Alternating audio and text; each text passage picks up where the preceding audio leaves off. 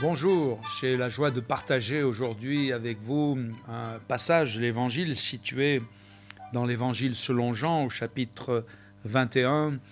Je n'en lirai qu'un court extrait. Ce chapitre 21, dans ses premiers versets, est appelé souvent la seconde pêche miraculeuse. Et dans cet extrait, je lis au verset 4 du chapitre 21 que le matin étant venu, Jésus se trouva sur le rivage. Les disciples ne savaient pas que c'était Jésus. Jésus leur dit « Enfants, n'avez-vous rien à manger ?» Ils lui répondirent « Non ».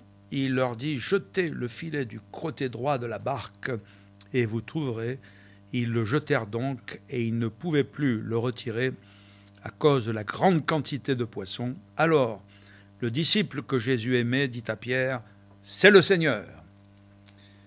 Dans cette formidable rencontre de Jésus vivant, ressuscité, avec ses disciples sur le lac, au bord du lac de Tibériade, Jésus se présente à nous comme le Seigneur du renouvellement, celui qui est en mesure de nous renouveler. J'aimerais vous dire, cher ami, que ce dont vous avez besoin, ce n'est peut-être pas d'une nouveauté. On est dans un siècle où on est toujours à la recherche d'une nouveauté. Mais ce dont vous avez besoin, c'est tout simplement d'un renouvellement du Seigneur dans votre vie, dans votre corps, dans votre âme et pour quelques-uns peut-être dans votre famille.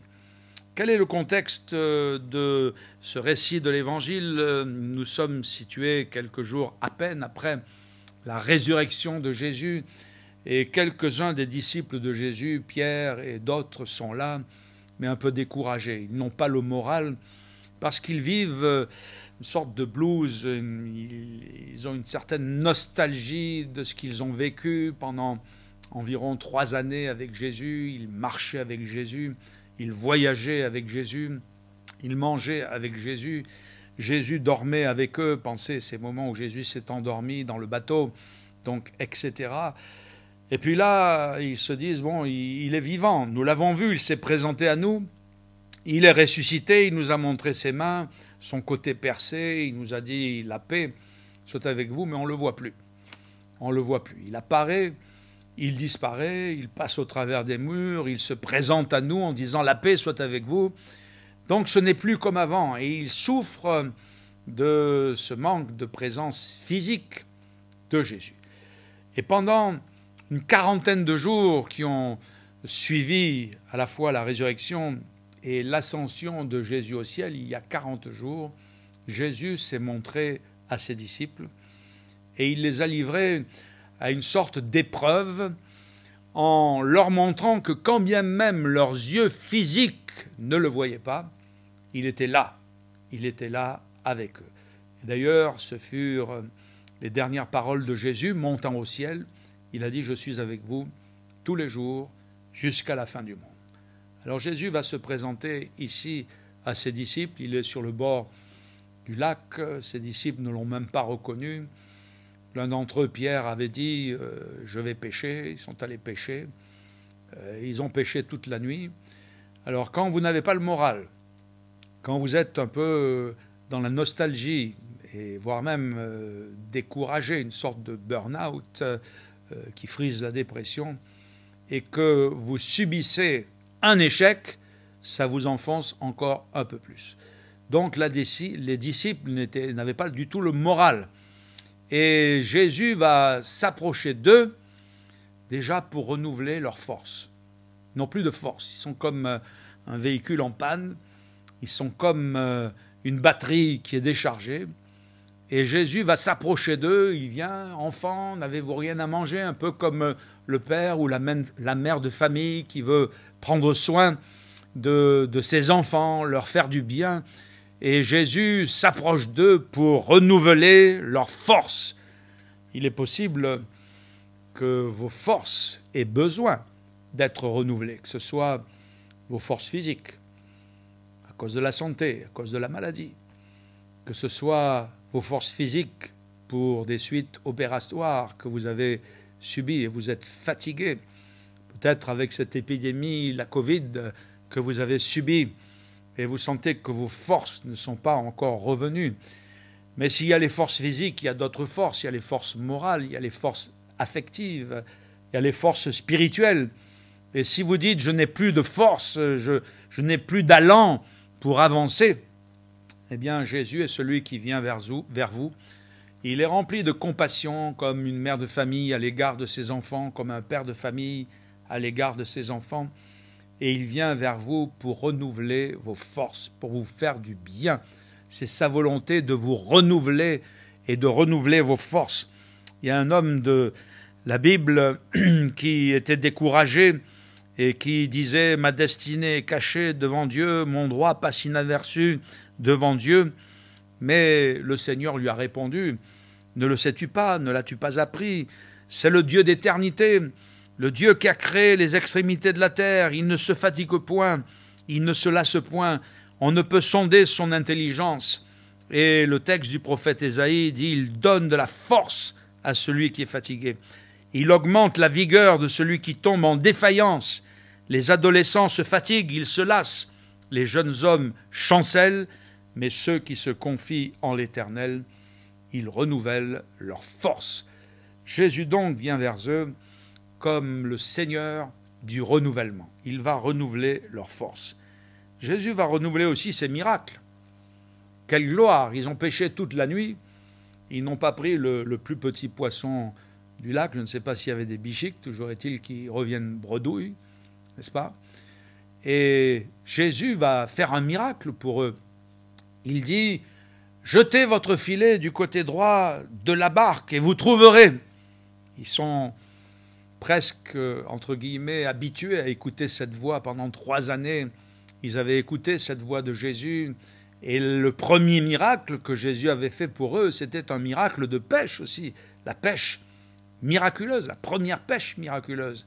Alors presque instinctivement, j'ose dire, eh bien, ils jettent le filet du côté droit de la barque, mais tout à coup, ils ne peuvent plus le retirer à cause de la grande quantité de poissons. Et là, nous avons Jean, qui est présenté ici comme le disciple que Jésus aimait parce qu'il entretenait avec lui une relation privilégiée d'amitié, de secret aussi qu'il partageait, d'intimité qu'il partageait assez souvent avec Jésus. Jean va dire « C'est le Seigneur !» Il est bouleversé devant le miracle qu'il a sous les yeux, ces poissons qui frétillent dans le filet, qu'ils vont être pris dans la barque. Il dit « Ça, c'est le Seigneur !» C'est le Seigneur. Ils le reconnaissent. Jésus va renouveler ses miracles. Et Jésus-Christ, chers amis, est le même hier, aujourd'hui et éternellement.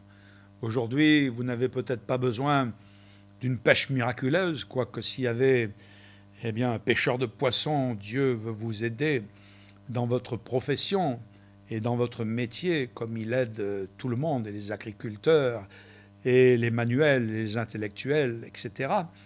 Mais Jésus veut renouveler ses miracles. De quel miracle avez-vous besoin? C'est peut-être non pas d'une pêche miraculeuse, mais d'une guérison miraculeuse. Peut-être que quelqu'un a besoin d'une intervention miraculeuse dans son travail, alors que les choses sont encombrées, embouteillées, et que vous avez besoin que le Seigneur élargisse le chemin sous vos pas, qu'il vous fasse la place. Quelqu'un a besoin d'une intervention miraculeuse dans son foyer, dans sa famille. Quelle que soit l'intervention, vous ayez besoin d'un miracle de Jésus. Il est en mesure de renouveler ces miracles, de vous faire du bien.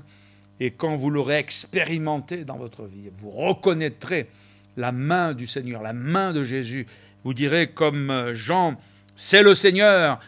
Certains pourraient dire c'est peut-être la lune, c'est peut-être la marée montante. Vous savez, il y a toujours des gens bien intentionnés. Mais en fin de compte, quand nous voyons la gloire de Dieu, quand nous voyons cette pêche miraculeuse, quand nous voyons les yeux des aveugles s'ouvrir, quand nous voyons des gens miraculés encore aujourd'hui du cancer, quand nous voyons des foyers qui étaient disloqués, en ruine, reconstruire, quand nous voyons des jeunes qui se confient dans le Seigneur et dont la vie est transformée, délivrée d'addiction, de la drogue, de la violence, des toxicomanies, de la délinquance, et que nous les voyons redressés, remis debout, eh bien, nous ne disons pas c'est la lune, c'est le hasard, ce sont les marées, mais nous disons, comme l'apôtre Jean, c'est le Seigneur. Il n'y a que lui qui puisse agir de cette manière et dans votre vie, vous faire du bien et opérer un miracle si vous en avez besoin. Et enfin, je crois que ce que le Seigneur veut renouveler et qui est peut-être aussi le plus important, c'est notre conscience et notre cœur. Jésus, après être intervenu de la façon dont je vous ai parlé, ira rencontrer l'un de ses disciples. En l'occurrence, il s'agit de Pierre, de Simon, le fils de Jonas, donc l'apôtre Pierre. Et Jésus va s'entretenir personnellement et directement avec lui. Pourquoi ? Parce qu'il y a un contentieux entre Pierre et Jésus. Avant que Jésus ne meure sur la croix, Jésus avait dit « Je vais frapper le berger ». Il est écrit que le berger sera frappé et les brebis seront dispersées. Jésus leur avait dit « Je serai pour vous une occasion de chute ». Et Pierre, tout de suite, a contesté en disant « Tu seras pour tous ». Et pour eux, il a pointé les autres disciples, une occasion de chute, mais pour moi, tu ne le seras jamais. Je suis prêt à mourir pour toi. Et Jésus a regardé Pierre, il lui a dit « Simon, Simon, cette nuit le coq n'aura pas chanté que tu m'auras déjà renié 3 fois. » Et dans cette nuit terrible de l'arrestation de Jésus, de la comparution de Jésus devant les autorités à la fois juives, religieuses, mais aussi romaines, eh bien, Pierre a renié son maître. Il a dit en 3 fois « Je ne le connais pas ». Et quand le coq a percé eh bien, les ténèbres de la nuit et que Pierre a entendu le chant du coq, il s'est rappelé les paroles de Jésus. Et là, en sortant, en pleurant amèrement, au même instant, le regard de Jésus a croisé les regards de Pierre. Pierre avait suivi de loin et le regard de Jésus a croisé le regard de Pierre. Ce n'était pas un regard accusateur, ce n'était pas un regard méprisant, c'était un regard d'amour. Pierre, tu t'es cru fort, mais tu es faible. Tu t'es cru plus fort que les autres, mais tu ne te connais pas, tu ne te connais même pas toi-même. Alors tu vois, cette couronne d'épines dont je suis déjà revêtu et que je porte, je la porte pour toi. Je vais être sacrifié pour tes péchés. Et non seulement pour tes péchés, Pierre, mais pour les péchés du monde entier. Et en effet, Jésus a été crucifié. Et donc, vous comprenez bien que suite à sa résurrection, Pierre, en présence de Jésus, comme dit Créole, son cœur n'était pas clair. Et sa conscience n'était pas tranquille. Et Jésus n'a pas voulu laisser son disciple, Pierre, dans cette situation. Il y avait quelque chose à régler. Et je crois que la plus grande richesse qu'un homme puisse posséder, ce n'est pas les biens matériels. Et que servirait-il à un homme de gagner le monde entier s'il perd son âme? La plus grande richesse qu'un homme puisse posséder, que vous puissiez posséder, c'est une conscience pure, un cœur lavé, en règle et en paix avec Dieu. Et Jésus va aller trouver Pierre, il va lui dire « Est-ce que tu m'aimes ?» Et il va lui demander en 3 fois « Simon, fils de Jonas, m'aimes-tu » Pierre, à la 3e fois, est attristé en disant à Jésus « Tu sais toutes choses, tu sais que je t'aime ». Et Jésus s'est adressé à lui de cette façon, non pas pour l'enfoncer un peu plus, mais pour le rétablir, pour lui remettre les pieds dans l'étrier et lui confier cette mission encore plus importante qu'une pêche de poissons, et celle de pêcher, entre guillemets, des hommes, d'être pêcheurs d'hommes dans les mers de ce monde qui sont troubles, qui sont profondes, qui sont de plus en plus polluées aujourd'hui. Eh bien, Dieu veut sauver les êtres humains que nous sommes. Il veut se servir de Pierre, comme il veut se servir aussi de toi. Jésus est donc le maître du renouvellement, celui qui renouvelle toutes choses. Il y aura un jour où il renouvellera, il rétablira toutes choses quand il installera son royaume sur la terre, un règne de paix, un règne de justice. Aujourd'hui, nous ne voyons pas que ce règne de paix et de justice soit installé sur la terre où il y a la guerre, où il y a l'injustice. Là où il devrait y avoir la justice, il y a souvent la corruption. Mais Jésus, en attendant ce jour glorieux, que ton règne vienne, que ta volonté soit faite, ô Dieu, sur la terre comme elle est faite dans le ciel, voudrait installer et instaurer sa vie, son royaume dans ta propre vie. Ce royaume sera caché, mais il t'apportera la paix, il t'apportera la joie, il t'apportera le renouvellement, la justice dont tu as besoin, et Jésus te renouvellera dans ta vie. Il est le Dieu, le prince du renouvellement. Il est le Dieu qui peut renouveler toute chose, ce dont tu as besoin. Ce n'est pas d'une nouveauté, d'un gadget, de quelque chose de nouveau qui passe par ici, par là, mais viens à Jésus aujourd'hui. Il va renouveler ton cœur, il va renouveler tes forces, il va renouveler ta vie. Si tu as besoin de son intervention, il va renouveler un miracle. Il va te faire du bien, il va te sauver, il va te remettre d'aplomb sur les rails pour que tu puisses vivre pour sa gloire, pour la gloire de Dieu, jusqu'à ce qu'il vienne te reprendre un jour avec lui dans son royaume céleste et dans son ciel.